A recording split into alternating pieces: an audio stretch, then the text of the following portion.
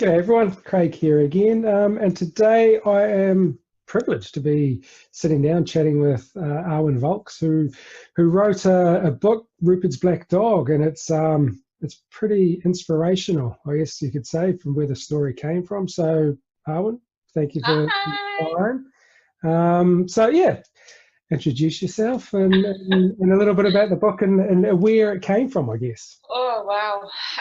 It came from so many places. It came from me living with anxiety and depression for as long as I can remember, and I'm 41 now, so for a long time. It came from that. It came from always feeling very passionate about how many young people are ending their lives in this country, and to me that just seems so, it breaks my heart, but it's so unnecessary, and it so doesn't need to happen. And it's all good to have phone lines and counsellors, and it's great to have those things, but if you're in that really bad space, you just speaking from my experience, you tend to withdraw, you go hermit, and you're not going to reach out 90% of the time. So what I wanted to create was basically a tool or a story that shared a bit of what I've learned in my experience, but also with the idea that it would create that little light in the distance, that someone sitting in a really dark patch could go, hang on, I can see that, I can do these little things, and I can get to there, and once I get to that point, I can ask for help and I can do what I need to do. But it's getting to that point that's the tricky part. Yeah, that's absolutely awesome that you're saying stuff like that, because I think when I set up the mates page, it was around that sort of thing. I mean, we are really good in New Zealand at asking those "Are you okay?" questions, but it's that point where we actually have to stick our hand up and say, "No, I'm not okay."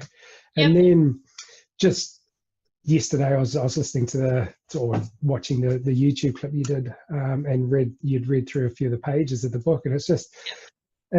You articulate anxiety and depression unbelievably well, and I was listening to it going, wow, that's exactly what I went through. It's just that little inner critic, that little voice. It starts off as a little drip, and then it just starts getting bigger and bigger, and it turns into this massive tidal wave. And I guess at the end of the day, if we don't get on top of that little drip, or that little dog to begin with, it is going to turn into a massive thing that takes over not just our lives, but just absolutely everything. And I think that's exactly right. Like there's one part in the story where the black dog is saying, all that you'll see is me, all that you'll hear is me, and it refers to looking out the window, and basically Rupert's whole world will be black, and that's effectively what happened.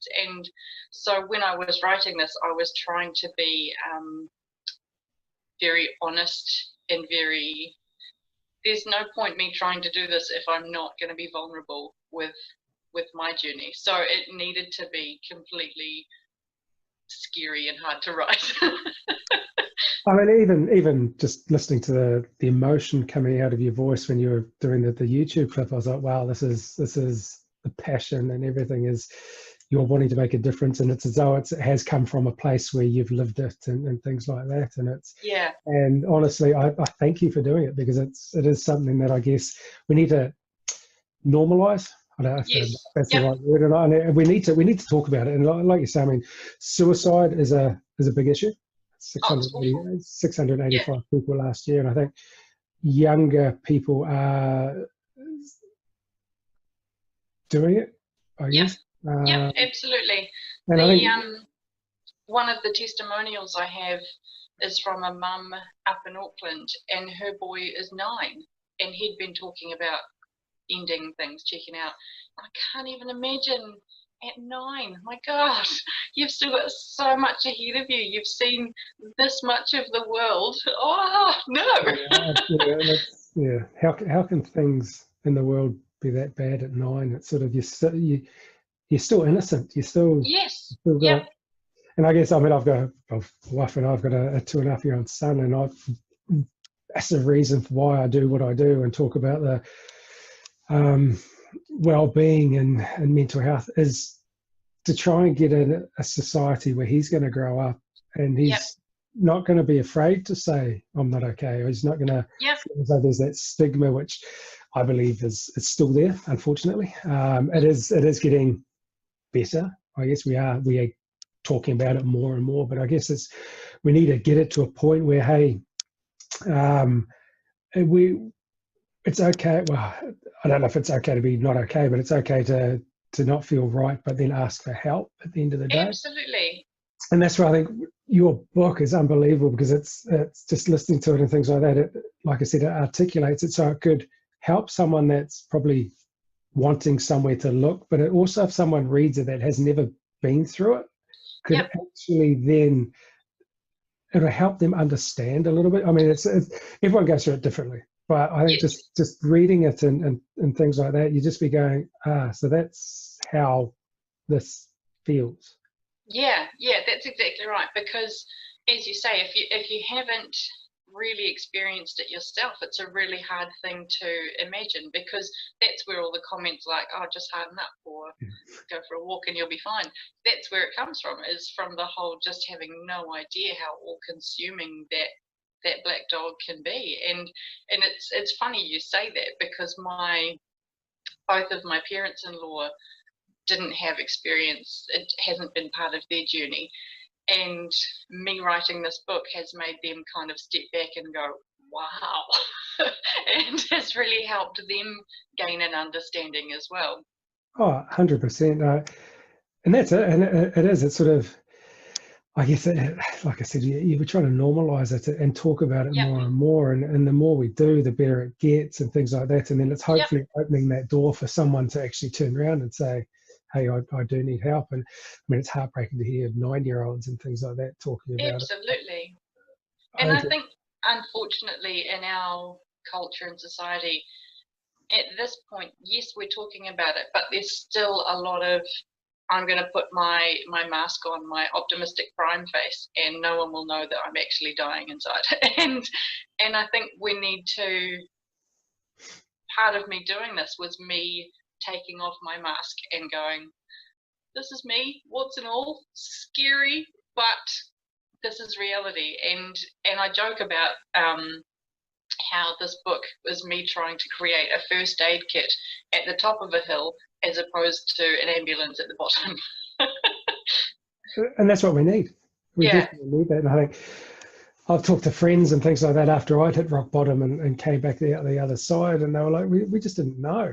And I was like, to be honest, if I probably could have got an Oscar for the acting I was doing. Yes. That's all I was doing. It was a complete facade. It just you'd step out in the world or try and step out in the world when you could, and then you just try and put this brave face on and be that happy, jovial person that you usually are. And no one would pick up on it, and they'll be always, oh, you're doing well. I mean, and things like that. But at the end of the day, it's sort of, I always look back and go, probably 90% of me coming back to where I am now is from help I got. But one step is that one point in myself going, actually, I need help. I need that help. And I think that's where I think your book is going to do wonders, because people will read it and go, actually, other people have been through this as well. Because I guess when I was in my dark hole, when I had my black dog sitting on my chest, it was, geez, I'm the only one. There's there's no one else in the world that this can be happening to. That's exactly right. And I think, but my turning point was when John Kerwin came out and said that he had struggled. And I was like, actually, really? He's a childhood hero. But John Kerwin. How does that work? And it just proves that mental health or depression, anxiety, it just doesn't discriminate anyone. Not at all.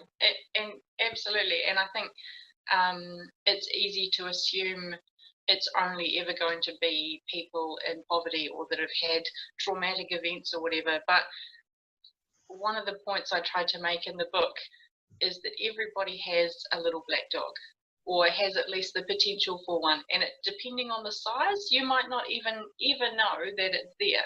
But for some of us, unfortunately, that little black dog gets bigger and bigger and bigger. But yeah, the point is that everyone has one. Exactly. Yeah. I mean, that inner critic. It's Yeah. and if you allow it to get louder and louder, and that black dog to grow, it's sort of. And yeah, and for me, it was one of the biggest things is learning to question what it's coming at you with as well, and that learning the difference between listening and hearing. Like, you hear everything, you don't have a choice about that, it comes in.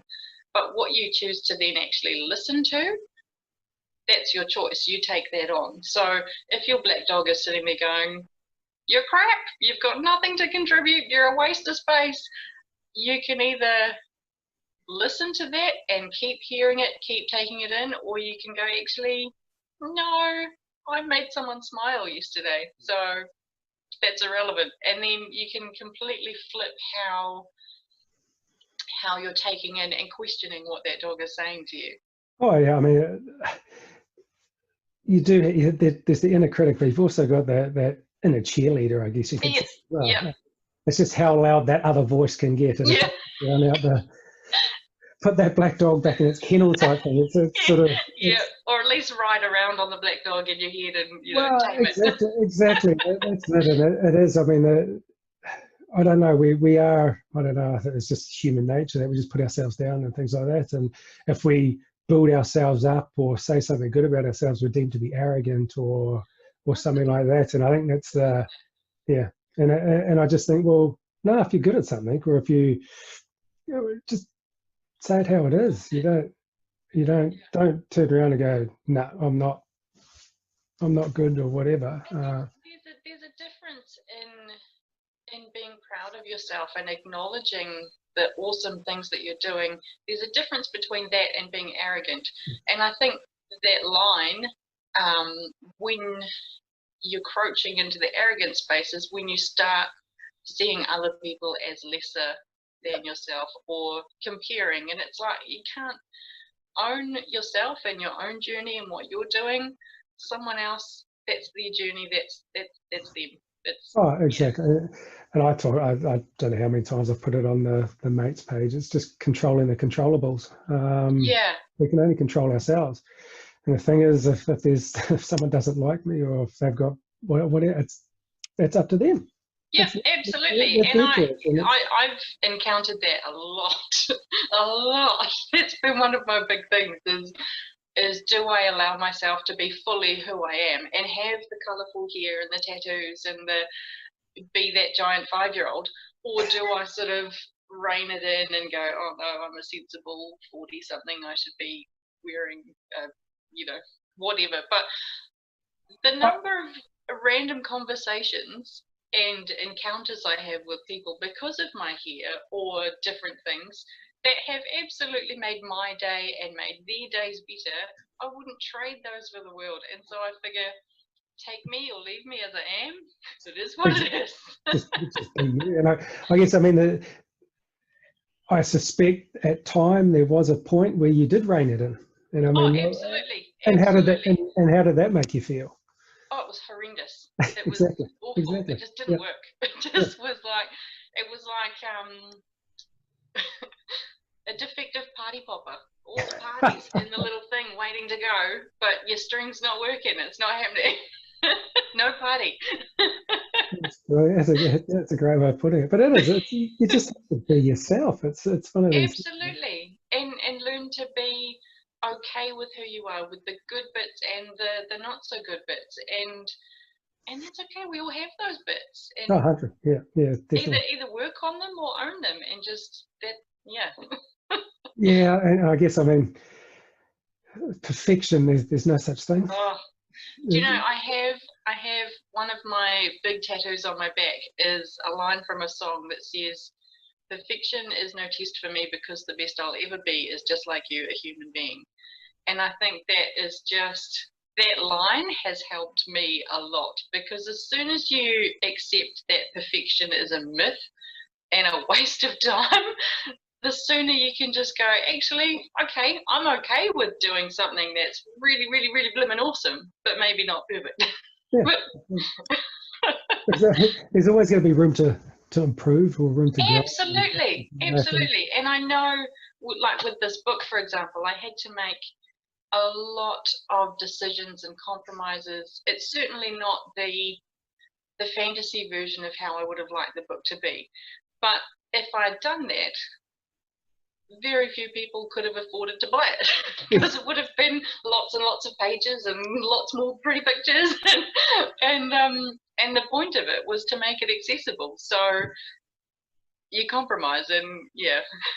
Well, that's it. And I guess, I mean, yep, you've got this big, hairy, audacious goal. I've stepped into my ex-sales talk there, but it's one of these things that you've got these big goals and you have these little bits that you chunk off to get to it. And the thing is, yes, in the past, in my past, if I'd failed at a goal, I would have felt like a complete failure. And that's when that big black dog would come running in from his kennel and jump all over me and love that sort of thing. But now it's like, well, okay, there's a goal. If I don't achieve it, I can look back and go, what went wrong? Or is that goal for me? Or things like that. And who says that goal has to have a timeline? Exactly. You know, like if someone had said to me a couple of years ago that I was going to self-publish a book for children about anxiety and depression for kids, I would have laughed at you, because how do you do that? And yet, you know, as you say, it's I talk about goal setting in the book as well, because I know for me, at the beginning of every year, I have a list of personal goals and business goals. I don't have to know how I'm going to achieve them, but I just put them out there as, ideally, in a Disneyland world, that's going to happen. And then if I find a way to make it happen, awesome. But if I don't, I'll pop it on next year's one as well. Brilliant. I'm a big believer in goal setting, 100%. Yeah. And just that was something that I'd lost, I guess, when I hit rock bottom, was just that goal, having something to strive towards. It could be just getting up for the day. Yeah, well, having 3 meals in the day or something. It is one of these things that they don't have to be these massive, hairy ass goals. It's just little things, day by day type thing. The other thing that I'm a really big fan of is lists, which sounds hilarious and geek and oh Lord, but I have a diary, you know, for an everyday, weekly, blah, blah, blah. And I write down in my list all the jobs I need to do for that day, even if it's just put on a load of washing. Oh, I mean, the same day I might hang that washing. If the heavens shine upon me, I might even fold and put it away in the same day. But but there's always a list, and there's always that satisfaction of, I've achieved at least something today. Something today, exactly. I do it as well. I sit there in the morning when I get back from heading out and coming back into the office or something. I'll write down my list. Okay, I've got to do this, and this. Yep. And some of them I just write one down, and honestly, I'll write it down in 5 minutes' time. I know I'm going to do it, but I'll just I've achieved. I have achieved something, and that's the main thing. And it's like those little goals. I mean, my goal of Ironman and stuff like that was massive, but it was just like, okay, I had to pretty much teach myself how to run again, because I could barely run between the power poles. So I was like, there's no way that I could go from here to doing an Ironman. 0 to 100. Yeah. I mean, I would have loved to 0 to here. Yeah, of course. There's just no way that I would have achieved that thing. But it is. Yeah, I'm a list. I'm a list person. That's one of these things. And goals. I think they can be a real celebration in those moments of, I'm achieving nothing. Like I've got a young girl as well. She's 2.5, and so my days are often spent walking around behind her, picking up the tornado that she is. But I love that she's a tornado. But so it's easy to get to the end of the day and look at your house and go, I've done nothing. But really, you've been doing all day. You just can't necessarily see what you've done. Tidy it up 3 times. Yeah, exactly. Yeah. That's right. I can relate. Yeah. Yep, she's an adventure. And I think she was part of the motivation for writing this book as well, because it was that whole, I know if I'd had this book in my younger years, it could have made the world of difference. I could have saved years of being not very nice to myself by having the tools already in place. And yeah, so part of it was writing it for her as well, to try and sort of Yeah. give her Yeah. the toolbox, you know. Yeah. And I guess, I mean, I look back to what I went through, hitting rock bottom, being suicidal, things like that. And I don't regret it. There's one thing I do regret, and it was the day that I was going to end everything, but it's another story. Yeah.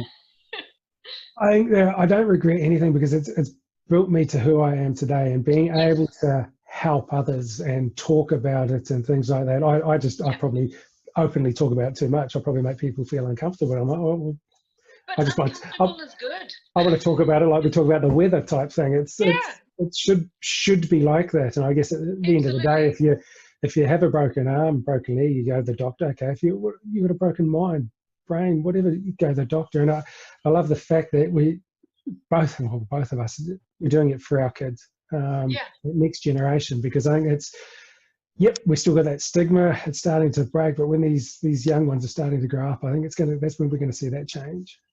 Absolutely. And you know, like in the Disney version of my life, that number 685 will be 0 for, you know, at some point, and that would be my ultimate goal. I know the reality of achieving that is fairly slim, but you know, doesn't mean I'm not going to give it a crack. To be honest, saving one person's life, I think, is going to be an amazing feat, and I think I know your book will. It'll save more. Well, based on what I've heard from a few people, I already have, and that, as you say, if I do nothing else, I'm good. Exactly. I'm happy with that. Yeah, and that's right. I guess you embrace the past and the stuff that you've been through, and go, actually, I'm now able to help, and Absolutely. And I think once you've been through a journey like you and I have, where yes, that black dog at times has probably been fairly minimal, but other times has been all dominating, all consuming, and you've made the decision to check out, you're on that doorstep kind of thing. When you reach the point where we're at now, that you can look back and reflect upon that journey, that black dog becomes not necessarily a villain, you know, like, and I wouldn't say a friend either, but it's someone, as you say, that you can be grateful for, because I couldn't have written this story without my black dog. No, and so exactly. I'm grateful. I'm so grateful for what my journey has been, because it's helping me be the rainbow for people now, and I might not have been that otherwise. So yay! Exactly, and that's brilliant, and that's we need more people like you to be able to embrace and things like that. And it is. I mean, I've got a mutual respect with my black dog, because it's one of these things I know I'm going to be living with for the rest of my life, and I know my triggers. I know that if the weather stays as poor it is at the moment. You know, I have. It is a challenge, 100%. But I know my tools that I have to help it, and that was one of the things that was important to me with the book as well, was to not gloss over the fact that your journey will go up and down, but the fact that this will be with you forever, and it's just a matter of learning to manage it as best you can, and acknowledge that sometimes you'll be winning. Some days are really going to suck, but that's the truth. That is the truth. Yeah, exactly. And but the best thing you can do on those days, get out of bed and give the day a shot. See what happens. Exactly. A list. Get out of bed. Yeah. Oh, I have like 3 kind of set up your day for not sucking too much kind of rules. One of those is obviously get out of bed. Then it's to make your bed, even if it's just you throw the covers back at least then when you go back to bed, it's like, okay, I'm not climbing into some horrid little nest. I deserve to have a nice bed. I deserve to be looked after, and if I can make my bed, what else can achieve today? My But it's wife, also my wife tells me that every morning. Just about yeah, okay, I believe it now. I'll start making the bed. yeah, yeah. It doesn't have to be hospital corners, just and the other two are, if you can, have a shower in the morning just to wash off yesterday and start fresh. Tricky with a toddler. And the other one is to get dressed, which sounds silly. And even if you're deciding, particularly with the weather, how it is at the moment, even if you're deciding that it's I'm staying in my jammies or I'm having a onesie day because it's horrible and I know I'm not going anywhere and no one's coming over, that's fine. But change into new jammies, change into a new onesie so that you're starting the day with the intention of having a jammies day and celebrate the jammies day. That's awesome. That's great. Yeah, or, get dressed to put on a tutu and head out the door. Have a great day. That's awesome. That is fantastic. But it is true, though. It is one of these things that, you set yourself up in the morning. Yep. And it's one of these things, if you wake up and you tell yourself you're going to have a crap day, you will have a crap day. But if you tell yourself, I'm going to have a good day, who knows what could happen? It's just that mindset, and it's reminding yourself of your worth and your power. Your worth having clean clothes. You have the decision. You can choose that for yourself. It's not, the universe doesn't dictate that for you. So yeah, it's reminding yourself those little things too. Oh, exactly. Yeah. Exactly right. So, what other tools do you use? Oh, there's so many. One of my favorites and one of my probably most glaringly obvious in my face ones is, well, if we're going to go glaring in the face, there's probably two. There's my hair, obviously. That gives me my superpowers. No, but it just makes me feel, it makes that inner 5-year-old part of myself celebrate the fact that I'm a grown-up and I can be who I want to be. And this is who I choose to be. So hooray for that. But one of the other ones that I find really helpful is having, and even before having my daughter, this is having to care and be responsible for something else. And one of the big things for me is houseplants.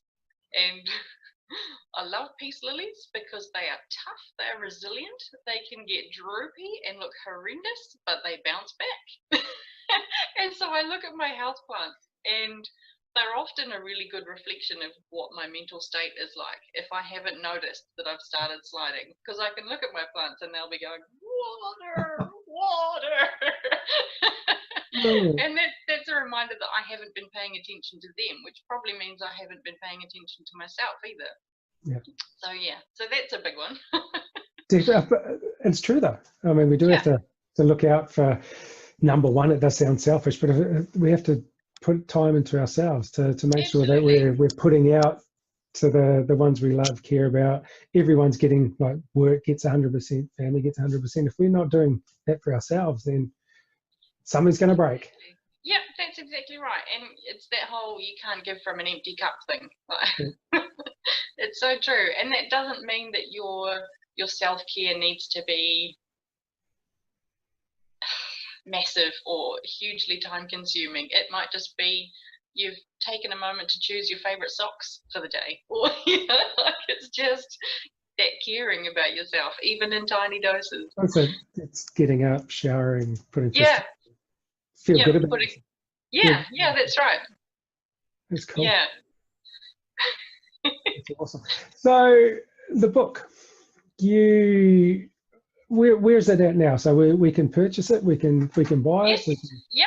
It's I have a website under construction at the moment, cool. so hopefully that's not too far away.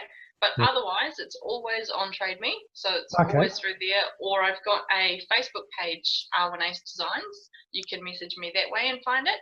And I've just had, as you saw, that incredible post on the New Zealand made products, which just went mental, which was absolutely amazing. That is brilliant. Yeah, that's one. A friend of mine tagged me in that, and I was like, that's something that we need to be sharing far and wide. Yeah, absolutely. And I'm halfway through writing all the addresses on the 500 packages for schools of all the books. That's So awesome. those will be heading out soon, which is really exciting. And I can't wait to take a photo of me sitting in this ginormous pile of books. That's cool. That'll be my global domination moment. Brilliant.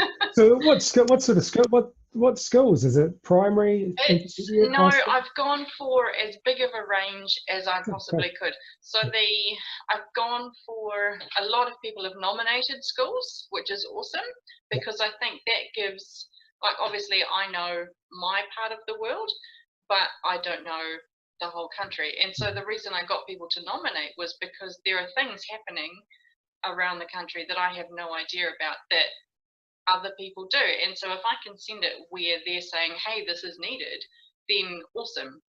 So it was aiming for, like, I think I've got sort of all the way from like Kaitaia, Kerikeri down to Bulls and Bluff, like, and everywhere in between. It's brilliant.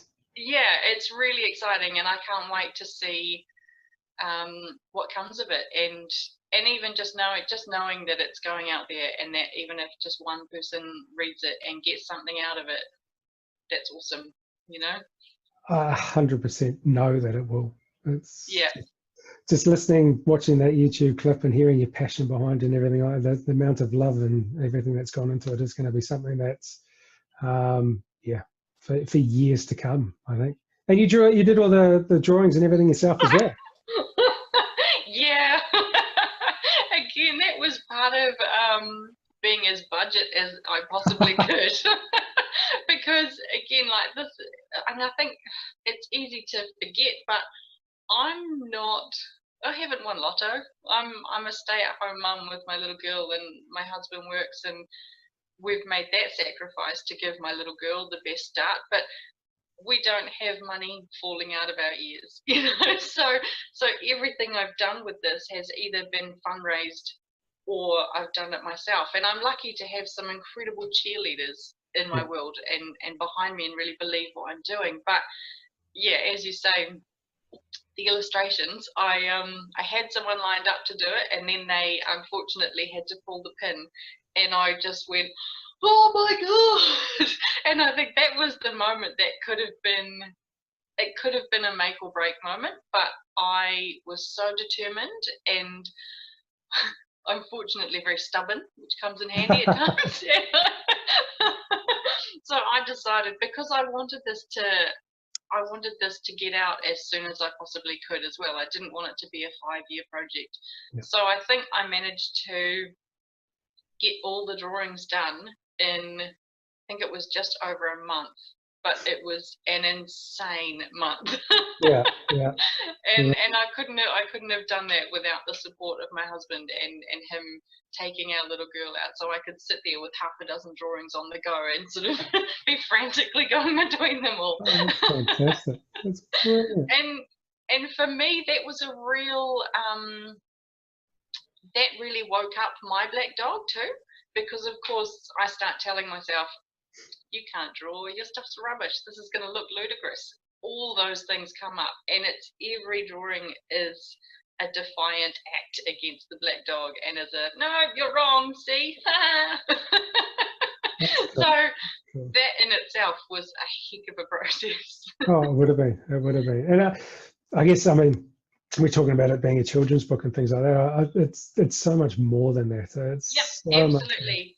Well, so far the range is from 9 to 64 that it's been beneficial to.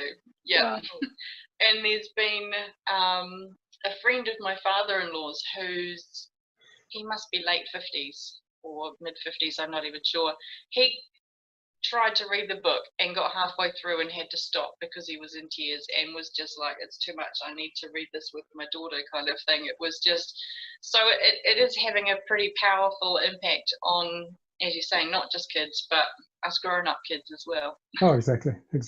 Like I said, you articulate it so well that when people who haven't been through it or things like that, it will actually allow them, give them a little bit of understanding of what it's like with that black dog sitting on your Yeah, chest every day type thing, and having that yeah. anxiety and having that inner critic and things like that. Whereas And that, just that it's unrelenting, that it's not mm, just on a 24/7, Tuesday at 10 to 11, it might have a bit of a go. It's no, yeah, it's 24/7.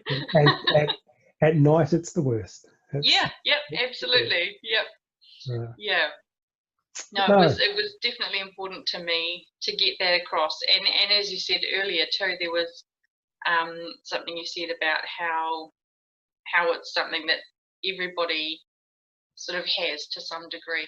And so there's one illustration in the book that I absolutely love where Rupert's looking around the schoolyard and he can see three other kids and they've got black dogs of various different sizes. One's sitting on the shoulder, I think one's in a backpack, and the other one is completely draped across someone's legs. And it's like, as you say, it's that normalizing, it's that whole, I'm not a freak, this is everywhere, this isn't yeah, just me. yeah, and I guess that's we don't know who else is suffering as Yep, well. So it's always, if you can be one thing in life, be kind.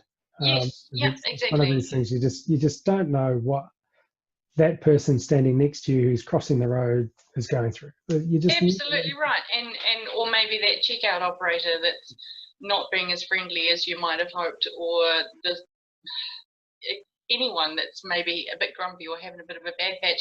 As you say, you don't know what's in their head at that point in time. You don't know what they're facing when they go home. You don't know anything about them. So if you can just with a tiny little bit of yourself brighten up their day or give them a laugh about something, then absolutely do it, because you just don't know how exactly, powerful that one little thing might be.